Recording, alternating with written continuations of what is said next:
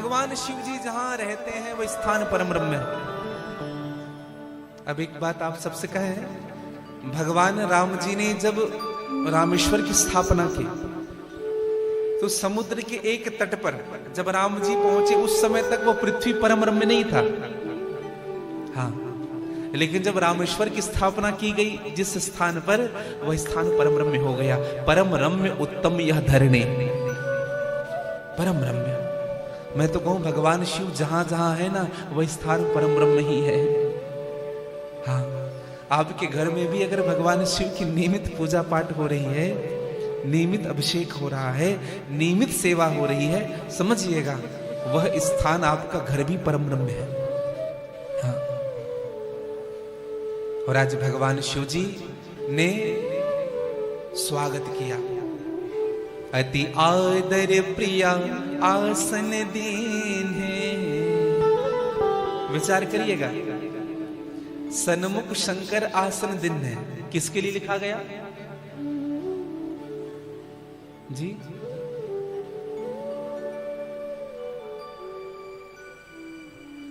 कौन बोलना चाहता है? मां सती के लिए। हाँ, सती जी को सामने बिठाया। हाँ, पार्वती जी को सामने, अभी हमने कहा ना, जानी प्रिया पास में बिठाया। मां सती को सामने बिठाया। क्यों बिठाया?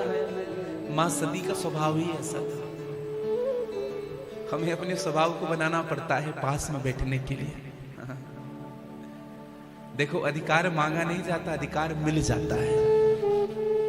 हाँ, अपने जीवन को ऐसा बनाइएगा कि आपको मांगने की जरूरत ना पड़े, लोग आपको दे। हाँ। और आज भैया मां सती को सन्मुख बिठाया, जानी प्रिया अति आदर किन्ही। अब बताइए, पति महोदय प्रिया की अति आदर करने लगे, इसका अर्थ यह है। अच्छी बात बताइएगा, हम भगवान शिव बड़े हैं कि मैया पार्वती बड़ी है? लौकिक भाषा देखिए, भगवान शिव बड़े हैं, मैया पार्वती दोनों हैं। शिव और शक्ति दोनों समान हैं, लेकिन पति और पत्नी की दृष्टि से अगर देख पा रहे हैं तो वंदन मेरी मां करेगी। छोटे कहने का मतलब ये नहीं समझिएगा कि निकृष्टता हो, ऐसा नहीं, समान अधिकार है। हाँ, लेकिन हाँ, संबंध ऐसे हैं हमारे जीवन में। तो भगवान शिव ने अति आदर किया। अच्छा, एक बात बताइए, बड़ों को छोटों का सम्मान करना चाहिए कि छोटों को बड़ों का सम्मान करना चाहिए? हैं? अग्रवाल जी, छोटों को बड़ों का सम्मान करना चाहिए। और अच्छा, बड़ों को छोटों एक दूसरे का सम्मान, वाह कितनी अच्छी बात है। एक बात कहें हम सबसे, अगर हमारे आने पर हमारे पिताजी अगर कुर्सी से खड़े हो जाते हैं ना, तो हमारा दुर्भाग्य है। हमसे बड़ा अगर हमको सम्मान दे रहा है, ये हमारा दुर्भाग्य है। आपको हाथ जोड़ लेना चाहिए। हाँ। अच्छा, कुछ लोग इसी में लगे रहते हैं। हाँ, उन्होंने हमें पूछा तक नहीं, सम्मान नहीं दिया। एक बात कहें, छोटों को बड़ों का सम्मान करना चाहिए, लेकिन यह भी बात पक्की समझिएगा, अगर कोई छोटा श्रेष्ठ कर्म करके आ रहा है, कोई अच्छा काम करके आ रहा है, तो बड़ों का धर्म है वो छोटों का भी सम्मान करे। अपने से छोटा भले ही है, लेकिन वो श्रेष्ठ कर्म करके आ रहा है, तो बड़ों को चाहिए छोटों का अभिवादन सम्मान करे। अति आदर दो तने बुलाए। रामचरितमानस में एक प्रसंग आता है, अति आदर दो तने बुलाए। अति आदर किया किसने? दशरथ जी महाराज ने राम और लक्ष्मण को बुलाया जब विश्वामित्र जी आए, क्योंकि जानते हैं मेरे राम कैसे हैं, मेरे लक्ष्मण कैसे हैं। कुछ पिता अपने बच्चों का सम्मान करते हैं क्योंकि बच्चे वैसे हैं। हाँ। तो मैं निवेदन करूं आप सबसे, मां का सम्मान किया और अपने पास स्थान प्रदान किए। भगवान शिव से मां पार्वती ने हाथ जोड़ करके प्रश्न किया, बोले प्रभु मैं आज धन्य हो गई। पूर्व जन्म में सती थी और मैंने भगवान की कथा नहीं सुनी, इसके कारण मुझे पुनः समाप्त होना पड़ा। आज आपसे ये प्रार्थना है प्रभु, मुझे अब भगवान की कथा से वंचित मत करिएगा। भगवान शिव ने कहा हम तुम्हें अवश्य कथा सुनाएंगे। आज सूत जी महाराज से सभी ऋषियों ने प्रश्न किया कि महाराज एक बात बताइए, मां पार्वती जगदम्बा जहां अवतरी सो पुर बरणी न जाए, मां पार्वती की मैया कौन थी? मैना। तो मां पार्वती की माता ने ऐसा कौन सा पुण्य कर लिया था कि स्वयं जगदम्बिका को, आदि शक्ति भवानी को उनकी पुत्री बनना पड़ा? ये मैना कौन है जो आज आदि शक्ति जगदम्बिका का मां बनने का सौभाग्य प्राप्त कर रही है? तब सूत जी महाराज कहने लगे, ये जो मैना है, मैना, धान्या और कला, ये 3 पितर कन्या थे। ध्यान से सुनिएगा, मैना, धान्या और कला, ये 3 पितर कन्या हुई। पितर जो होते हैं वो 2 भाई, और पितर की पत्नी का नाम है स्वधा। आप सबसे निवेदन करो, स्वधा। दक्ष की 16 कन्याएं हुई, जिसमें 13 धर्म को दे दिया गया, 1 सती शिव को दिया गया, 1 स्वाहा यज्ञ नारायण भगवान को दिया गया। हम जो स्वाहा करते हैं ये उनकी पत्नी का नाम है। और जो स्वधा थी वो पितरों को दिया गया। और पितर जो है वो 2 भाई थे, जिसमें से जो बड़ा भाई था उनकी 3 बेटी थी, और छोटा भाई था उनकी 1 बेटी थी। तो जो बड़े भाई थे ना, उनकी बेटी थी मैना, धान्या और कला। हाँ, और जो छोटे भाई थे उनकी पुत्री हुई पिवरी। और इस पिवरी का विवाह सुखदेव जी महाराज के साथ हुआ था, भागवत कथा के वक्ता। श्रीमद् भागवत कथा के वक्ता सुखदेव जी महाराज, जिन्होंने परीक्षित को कथा सुनाई, इनका विवाह जनक जी के कहने पर पिवरी के साथ किया गया था। यह जो 3 पितर की कन्या थी, मैना, धान्या और कला, यही मैना पार्वती जी की माता हुई। दूसरे नंबर की जो बेटी हुई धान्या, इनका नाम फिर सुनैना पड़ा। और यह जो सुनैना हुई वो मां सीता जी की माता हुई। और अंतिम में जो कला थी, जिनको हम कीर्ति के नाम से जानते हैं, हमारी किशोरी जी श्री राधा जी की माता हुई। इन तीनों की माताएं पितर कन्या हैं, समझिएगा। सूत जी महाराज से पूछा कि महाराज ऐसा क्या हो गया कि इन पितर कन्याओं को पृथ्वीलोक में जन्म लेना पड़ा, इन सब की माता बनना पड़ा? सूत जी महाराज कहते हैं, एक बार दुर्वासा जी को आमंत्रण किया गया पितरों के द्वारा भोजन प्रसादी प्राप्त कराने के लिए, और तीनों बेटियों को सेवा में लगा दिया गया। तीनों बेटी सेवा में लगी, बढ़िया भोजन बनाया, और दुर्वासा जी के साथ और ब्राह्मण जनाए हुए थे, सबको भोजन परोसा। और भोजन परोस करके जल दे ही रहे थे। वस्त्र उचित नहीं थे उनके, वस्त्र ऐसे धारण किए हुए थे कि आजकल भी वस्त्र वैसे ही आजकल धारण करता, रोड में चले तो सफाई खुद ब खुद हो जाए। कभी ऐसा होता है? हाँ, एक जगह हम लोग ब्राह्मण भोजन में गए थे, तो एक उनकी बेटी आई कमरे से निकल करके, और जो चली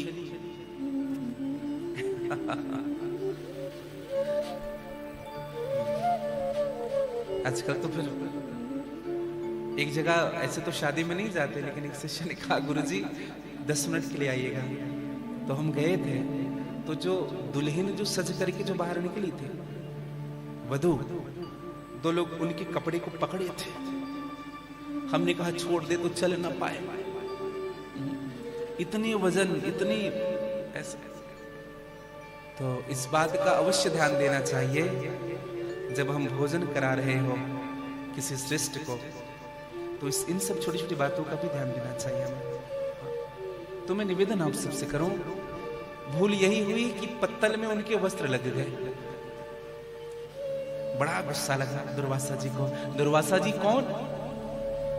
दूरवासा, जिनसे दूर ही वास रखो, पास जाओ ही ना। दुर्वासा जी का एक नाम पड़ा दुर्वासा। दुर्वासा क्यों पड़ा? ये दूबी के रस पीते थे प्रतिदिन। दुर्वासा जी कोई साधारण नहीं थे भैया।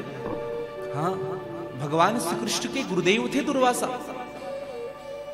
आपने वो प्रसंग सुना भी होगा कभी भागवत जी के माध्यम से कि एक बार मैया रुक्मणी का जब विवाह हुआ भगवान कृष्ण के साथ, तो मैया रुक्मणी ने हाथ जोड़कर कहा, प्रभु आपके गुरुदेव जी से मिलाइए ना, हम उनको भोजन कराना चाहते हैं। भगवान कृष्ण ने कहा कि देवी मेरे गुरुदेव जी यहाँ नहीं आएंगे भोजन करने के लिए। रुक्मणी जी ने कहा कैसे नहीं आएंगे? हम बुलाएं और ना आए? हाँ, हम बुलाएंगे, द्वारिका में नहीं आएंगे? स्वर्ण की नगरी है, इतनी व्यवस्था, और कहीं मिली नहीं होगी उनको। भगवान मौन रहे। हाँ। भगवान ने कहा मेरी हिम्मत नहीं है उनको आमंत्रण करने की। भगवान कृष्ण ने कहा, रुक्मणी जी ने कहा फिर हमें लेकर के चलो, हम बात करेंगे। भगवान श्री कृष्ण और मां रुक्मणी दुर्वासा जी के आश्रम पहुंचे। रथारूढ़ होकर के गए, रथ से नीचे उतर करके पहुंचे दुर्वासा जी के आश्रम। दुर्वासा जी को प्रणाम किया भगवान कृष्ण ने। और भगवान कृष्ण का स्वभाव था जब दुर्वासा जी का वंदन करते थे ना, आंख उठा करके उनसे नजरें कभी नहीं मिलाते थे, चरणों को देखते रहते थे। और ये होना चाहिए शिष्यों में। आज लोग हम भी सतगुरुदेव जी के पास सामने जाते हैं ना, तो ऐसे आंख उठाने की हिम्मत नहीं होती उनके सामने, चरणों को देखते रहे। लेकिन मैया रुक्मणी कहीं ना कहीं अभिमान का अंकुर फूट चुका था उनके जीवन में। मैया रुक्मणी दुर्वासा जी कहा कि महाराज जी प्रणाम, हमारे भी गुरुदेव हो गए आप। हमने आज इसलिए आपको आमंत्रण करना चाहा कि अभी अभी विवाह हुई है, आप पहले भोजन कर लेते हैं। आप जो कहेंगे वो बनेगा महाराज, आपकी हर पसंद की वस्तु बनेगी, आप जो कहते हैं। इस संसार में जितने व्यंजन हैं सब बना करके खिलाऊंगा। आज तक ऐसा भोग आपने पाया नहीं होगा। दुर्वासा जी ने भगवान कृष्ण की ओर देखा। भगवान कृष्ण ने कहा, गुरुजी इसमें मैं दोषी नहीं हूं, आप अपने हिसाब से समझाइए। दुर्वासा जी ने कहा ठीक है, अगर भोजन कराना ही चाह रहे तो चलो। रुक्मणी जी ने देख करके मुस्कुराया, देखो कह रहे थे आएंगे, है? तुरंत तैयार हो गए। हाँ, चलो चलो चलो चलो चलो। अब रुक्मणी जी भगवान कृष्ण बाहर निकले, दुर्वासा जी बाहर निकले, साथ में चले। दुर्वासा जी को रथ पर बिठाया गया, उच्च आसन पर बिठाया गया। अब तो रुक्मणी मैया भी चढ़ने लगी रथ पर। दुर्वासा जी ने कहा रथ पर और आप चढ़ रही हो? इतनी शिष्टाचार नहीं है, गुरुदेव जहां बैठे हो वहां शिष्यों को नहीं बैठना चाहिए, नीचे उतरो रथ से। रुक्मणी डर गई, क्या हो रहा है? भगवान दुर्वासा जी ने भगवान कृष्ण को आज्ञा दी, कन्हैया ये रथ में 2 घोड़े जुते हुए हैं, इनको छोड़ दो। आज आप और रुक्मणी मुझे खींचते हुए लेकर के चलो द्वारिका। और खुले पैर, तपती धूप है भैया, जून का महीना, तपती धूप में भगवान श्री कृष्ण पकड़े जो आज्ञा गुरुदेव, पकड़े एक छोर को मैया रुक्मणी चले। भगवान के पैरों में फोड़े आ गया। रोती रही रुक्मणी रास्ते पर, कहा कि मुझसे क्या हो गया प्रभु, मैं समझ नहीं पाए थे। दुर्वासा जी को लेकर के गए द्वारिका में, तो हलचल मच गया है इस दृश्य को देखने के बाद। द्वारिकाधीश त्रिलोकीपति अधिपति कृष्ण आज नंगे पांव दुर्वासा जी का रथ खींच रहे हैं। रुक्मणी जी भी विचार कर रही है क्या हो रहा है। प्रवेश किए, अब तो रुक्मणी मैया के हाथ पैर फड़फड़ाने लगे, कांपने लगी। मैया क्या आज्ञा दे दे। दुर्वासा जी को बिठाया गया, भगवान के पैरों में छाले आ चुके, हाथ में छाले आ चुके। दुर्वासा जी ने कहा रुक्मणी मेरे लिए पायस बना करके लाओ, खीर बना करके लाओ तुरंत। रुक्मणी ने कहा जो आज्ञा गुरुदेव। गए रुक्मणी, भंडारण में पायस बनाया, खीर बनाया, गरम गरम खीर लेकर के आए, दुर्वासा जी के सन्मुख पर कहा, गुरुदेव आपकी आज्ञा। दुर्वासा जी ने कहा, कृष्ण इस पायस को पूरे अपने शरीर पर लेपन करो। गरम गरम खीर को पूरे शरीर पर लगाओ। रुक्मणी ने चरण पकड़ लिया, बोले गुरुदेव ऐसा अनर्थ मत करिए, किस बात की सजा दे रहे हैं। दुर्वासा जी ने देखा तक नहीं रुक्मणी को। कृष्ण गुरु की आज्ञा है, जो आज्ञा गुरुदेव। चले गए भगवान कृष्ण, पूरे शरीर में पायस को लगाया। भगवान की ऐसी कथा आती है कि भगवान के शरीर में फोड़े पड़ गए थे। गरम गरम खीर शरीर में पूरा। भगवान कृष्ण आए हैं, केवल एक वस्त्र लपेटा है कटी के नीचे। भगवान सन्मुख खड़े हुए, सदगुरुदेव भगवान आपकी आज्ञा। आज हमने शुरुधारी की, सर झुकाए हैं प्रभु। दुर्वासा जी ने कहा, पूरे शरीर में खीर लगाए हो कृष्ण। भगवान ने कहा, हाँ गुरुदेव। दुर्वासा जी ने कहा, कृष्ण तुमसे ये उम्मीद नहीं थी, हमसे झूठ बोल रहे हो। अरे हम सोच रहे थे कम से कम तुम तो हमसे झूठ नहीं कहोगे। कृष्ण तुमने आज झूठ कहा है। बेटा तुमने पूरे शरीर में खीर लगा ली, लेकिन अपने चरणों के नीचे खीर नहीं लगाया। वह स्थान कच्चा का कच्चा रह गया कृष्ण, और उसी चरणों को व्याधि बीधेगा जिनसे तुम्हें स्वधाम जाना पड़ेगा। और उसी चरणों को बहेलिये ने बीधा है, जिनके कारण भगवान को स्वधाम जाना पड़ा। कहने का मतलब केवल यही, गुरु अगर हमको, गुरुदेव भगवान अगर कष्ट दे रहे हैं तो उस कष्ट में भी आपका हित छुपा हुआ है, आपका कल्याण छुपा हुआ है। अगर किसी चीज के लिए रोक रहे हैं, टोक रहे हैं, सदगुरुदेव जी रोक रहे हैं, टोक रहे हैं, माता पिता अगर आपको रोक रहे हैं, टोक रहे हैं, बाद में विचार करिएगा। जब कष्ट आएगा तब हम विचार करते, काश मैं अपने से बड़ों का बात मान लिया होता।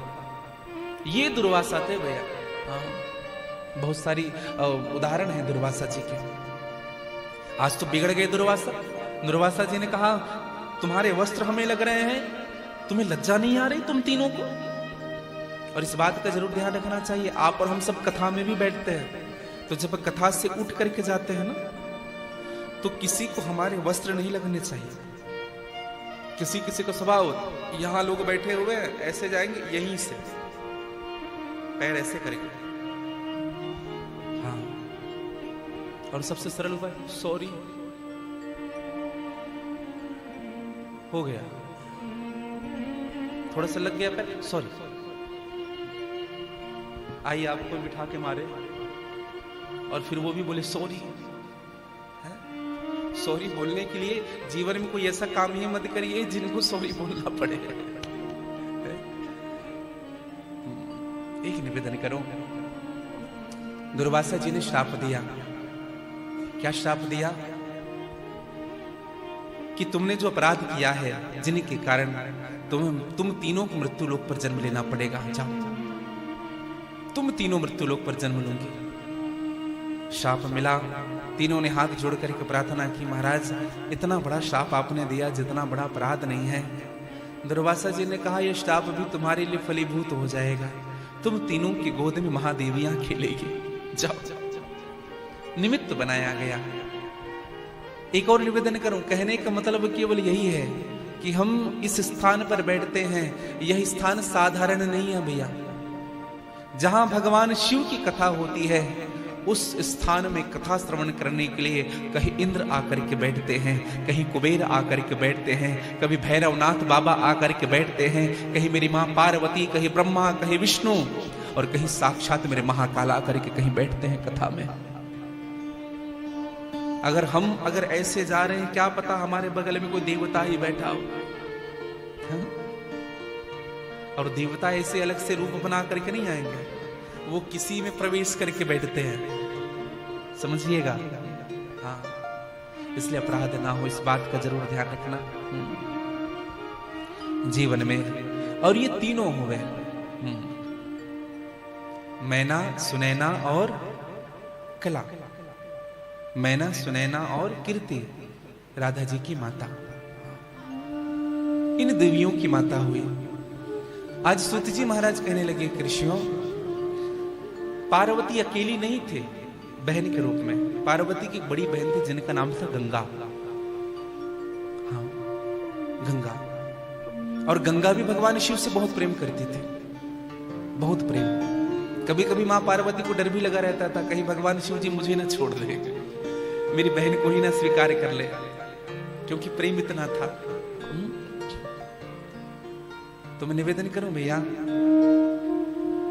यह जो गंगा थी भगवान शिव की अनन्य भक्त थी। एक दिन पार्वती जी ने मन में विचार किया, गंगा को भगवान शिव से दूर कैसे किया जाए। गंगा बड़ी भोली थी। एक दिन पार्वती जी ने गंगा से कहा कि हमने सुना है कि दुर्वासा जी आएंगे। हाँ, और दुर्वासा जी जब आते हैं ना तो कोई उनके सर के ऊपर जल चढ़ा दे। जैसे वो आए तो उनके सर में कोई जल उड़े रहते तो बड़े खुश हो जाते हैं और इच्छित वर दे देते हैं। गंगा जी तो बड़ी भोली थी।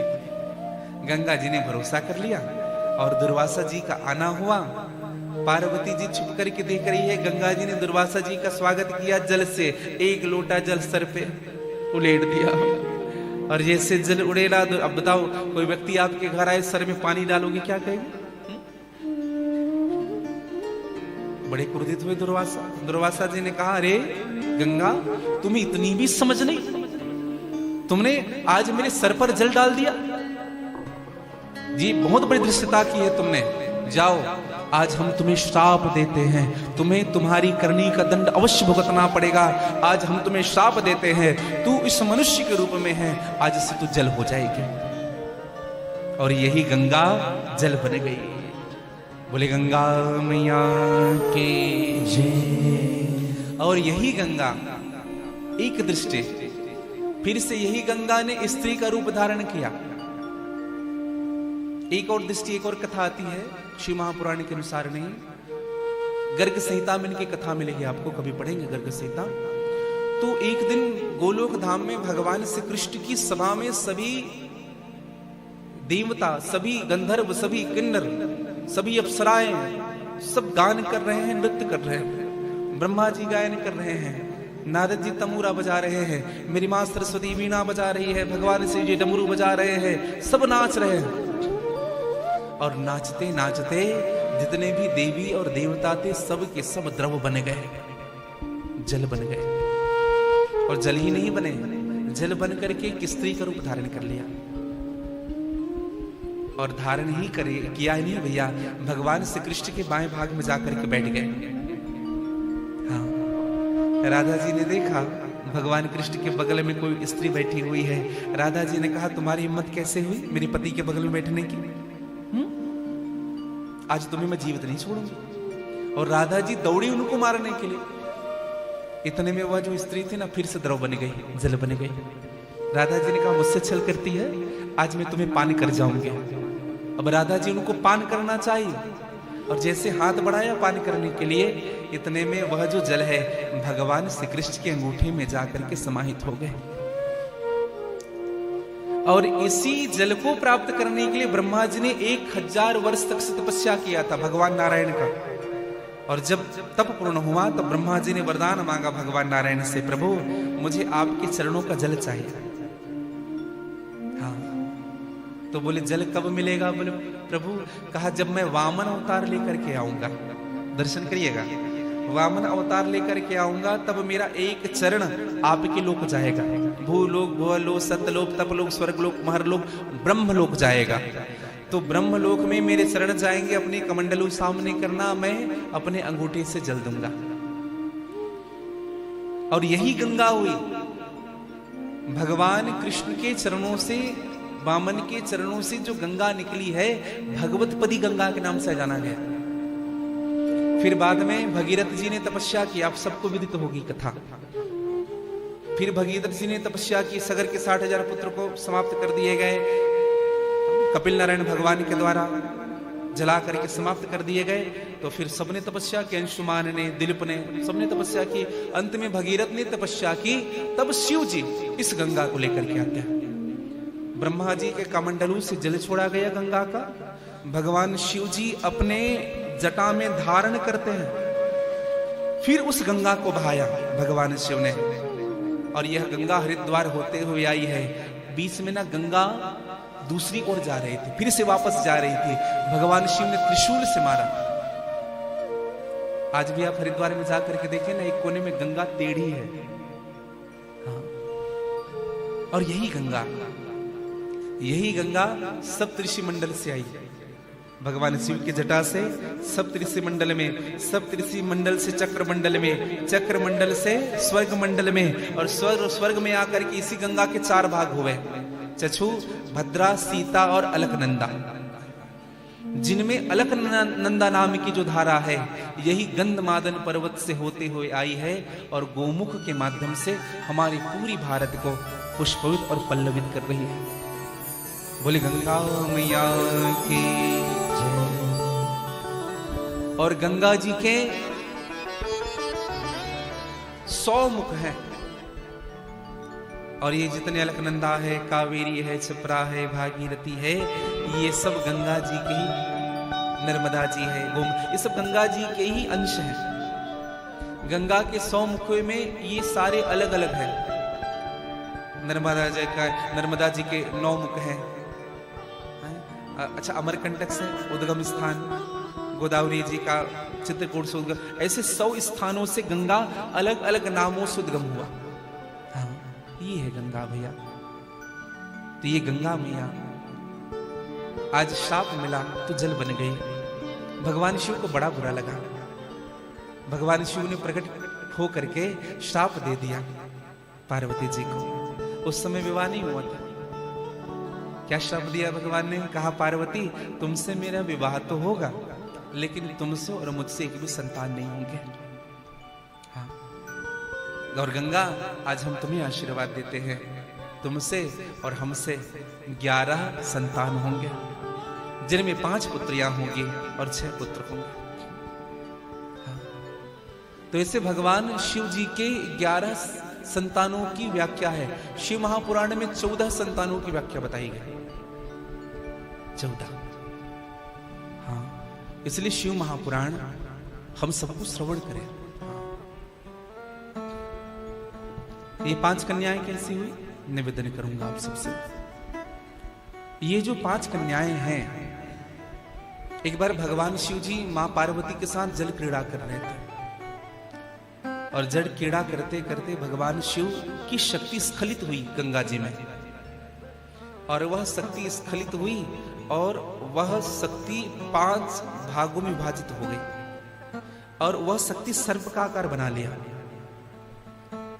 और सर्प के साथ वो सर्प कन्या के रूप में जानी गई। एक दिन भगवान शिव जी स्नान करने के लिए आए गंगा।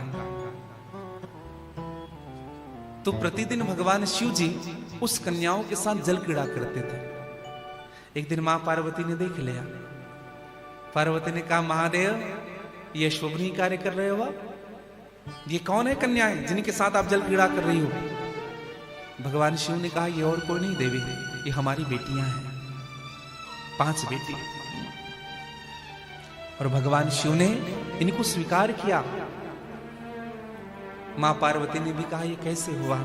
कहा कि यह तुम्हारे और मेरे जल क्रीड़ा के कारण मेरी शक्ति स्खलित हुए, जिनके कारण ये कन्याएं जन्म ली हैं, और ये कन्याएं गंगा के साथ जन्म ली है, इसलिए गंगा और मेरी बेटी है। हाँ। मां पार्वती ने हाथ जोड़ा।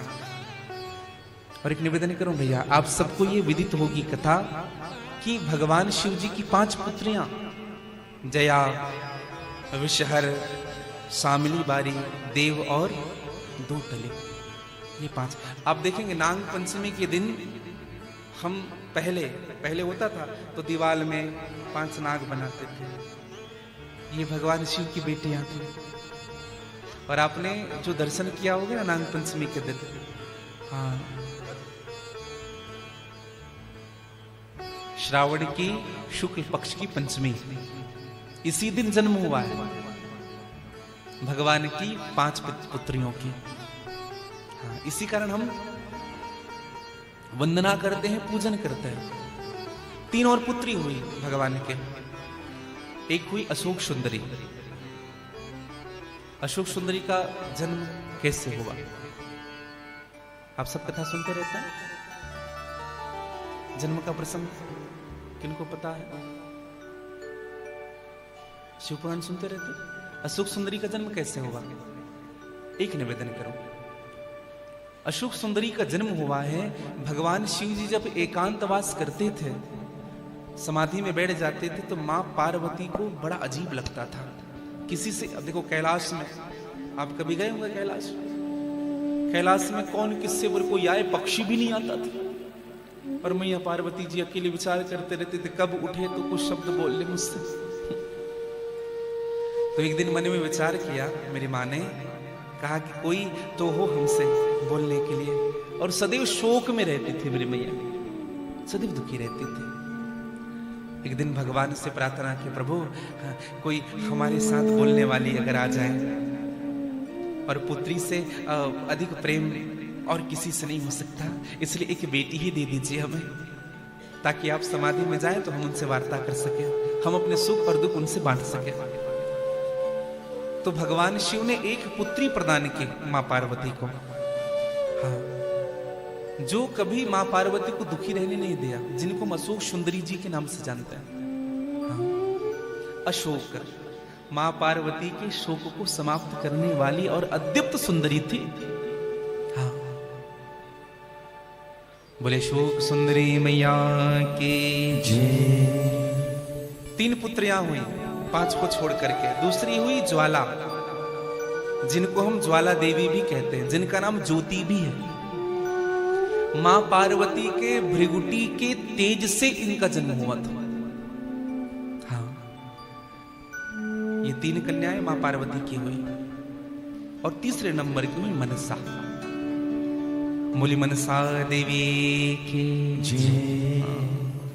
ये आप कभी देखेंगे, अशोक सुंदरी आप कभी किसी मंदिर में जाकर के, गुजरात में विशेष रूप से मिलेगा आपको।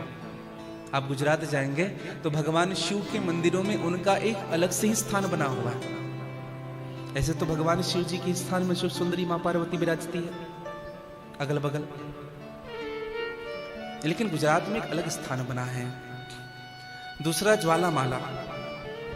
ज्वाला मां का जो स्वरूप है, कभी आप तमिलनाडु जाएंगे तो वहां आपको ज्वाला मां का एक अलग से स्थान मिलेगा विशेष रूप से। और तीसरा जो मनसा देवी है, इनके भी दर्शन आपको वहां होंगे। अच्छा, भगवान शिव के एक पुत्र भी थे, अय्यप्पा स्वामी जी। तमिलनाडु कभी जाएंगे, ये भगवान शिव के ही पुत्र हुए, अय्यप्पा। हाँ, तो ये सब शिव पुराण के प्रसंग है। तो जो मूल बातें हैं वो मैं आपसे चर्चा कर रहा हूं। भगवान के 6 पुत्र हुए। और 6 पुत्र कैसे हुए, निवेदन करूं।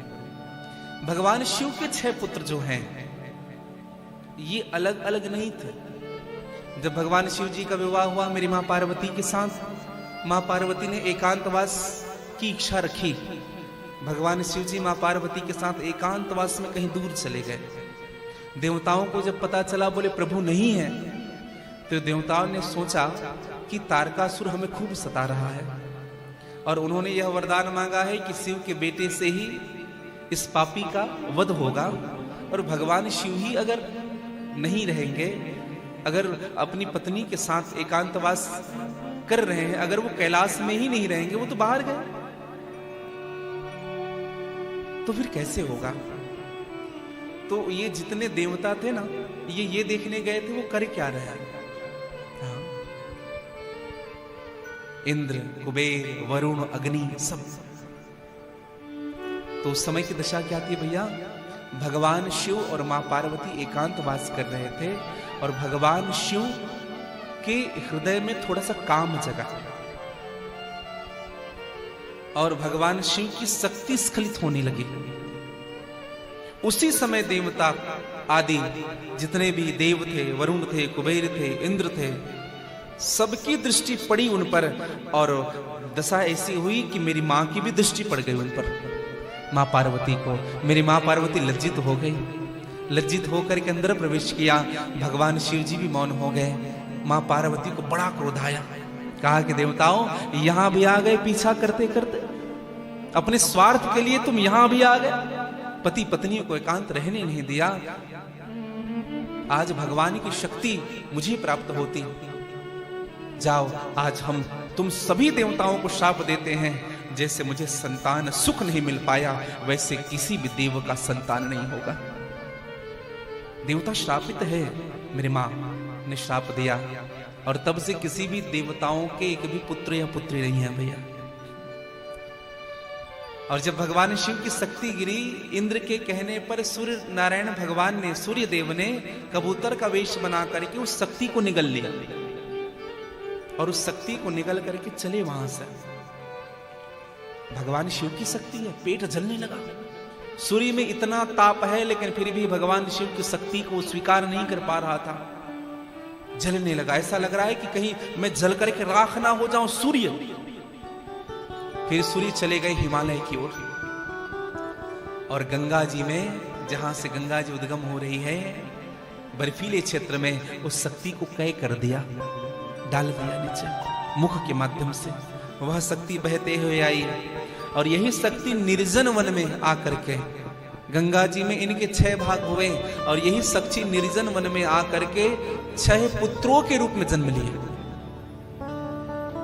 जिनको 6 कृतिकाओं ने लालन पालन किया। एक दिन नारद जी ने मां पार्वती से बताया पूरी बातें। बोले, मैया, भगवान शिव की शक्ति को सूर्य नारायण भगवान कबूतर बन करके ले गए थे, गंगा जी में प्रवाहित कर दिया। गंगा जी बहती हुई आई और 6 भाग में विभाजित होकर के 6 पुत्र हुए, जो अभी 6 कृतिकाओं के पास सुरक्षित है। मेरी मां गई उन कृतिकाओं के पास, 6 बच्चों को लेकर के मेरी मां द्रवित हो गई। ये तो हमारे ही संतान है। याचना की, कहा कि बहनों, मुझे मेरा बेटा दे दो, सभी बेटों मुझे दे दो। कृतिकाओं ने कहा, बोले मैया, आप तो अकेली हैं और हम तो 6 हैं, आपके बेटे भी 6 हैं, हम भी 6 हैं, तो सबको दूध पिलाने में, लालन पालन करने में बड़ी आसानी होती, आप कैसे करेंगे? मां पार्वती ने कहा, ये मुझ पर छोड़ दो। और 6 बेटों को उतार दिया नीचे और उनको बताया, कहा कि यही तुम्हारी मां है, मां भगवती, मां पार्वती। और 6 के 6 पुत्र आकर के अपने मां से लिपट जाते हैं और मेरी मां पार्वती ने उनको गले से लगाया और ऐसे गले से लगाया, ऐसा दबाया कि जो 6 थे वो 1 हो गए। केवल शरीर ही 6 बच गए, बाकी संपूर्ण शरीर 1 हो गया। और यही कृतिकाओं के पालन करने के कारण भगवान कार्तिकेय के नाम से जाना गया है। बोले कार्तिकेय भगवान की जय। गंगा ने आकर के बधाई दिया। हाँ, गंगा ने आकर के बधाई दी मां पार्वती को, कहा कि धन्य है पार्वती, आज ये तुम्हारा बेटा हो गया। कहा, नहीं नहीं बहन, मैं आज तक तुम्हें समझ नहीं पाई, ये तुम्हारे ही संतान हैं। अब मुझे समझ में आया, भगवान ने कहा था कि तुमसे 5 पुत्रियां और 6 पुत्र जन्म लेंगे, 11 संतान जन्म लेंगे। आज मुझे समझ में आया बहन, आज मैं यह छूट दे रही हूं कि आज के बाद गौरी शंकर के नाम से तो जाने जाएंगे संसार में मुझे, लेकिन आज के बाद आपके नाम के साथ भी भगवान शिव को जाने जाएंगे। इसलिए हर भगवान शिव का नाम है। और गंगा मैया को गंगे कहते हैं, इसलिए हम लोग हर गंगे कहते हैं। हाँ, हर गंगे। बोले गंगा मैया की जय। और यह भी आशीर्वाद प्रदान किया मेरी मां पार्वती ने, कहा कि जब तक लोग किसी के पति की अकाल मृत्यु अगर टालनी होगी तो वो पत्नी भगवान शिव में गंगा का जल अर्पित करे। हाँ, जो स्त्री प्रतिदिन भगवान शिव में गंगा का जल अर्पित करती है, उस स्त्री की पति के कभी अकाल मृत्यु नहीं होती। हाँ, कोई रोग से ग्रसित है अगर पति, तो प्रतिदिन गंगा का जल अर्पित करे भगवान शिव जी में, रोग समाप्त हो जाएंगे। गंगा का जल अर्पित करे और उस जल को भगवान में अर्पित किया हुआ अपने आंखों और मस्तक में लगाए। हाँ, इसलिए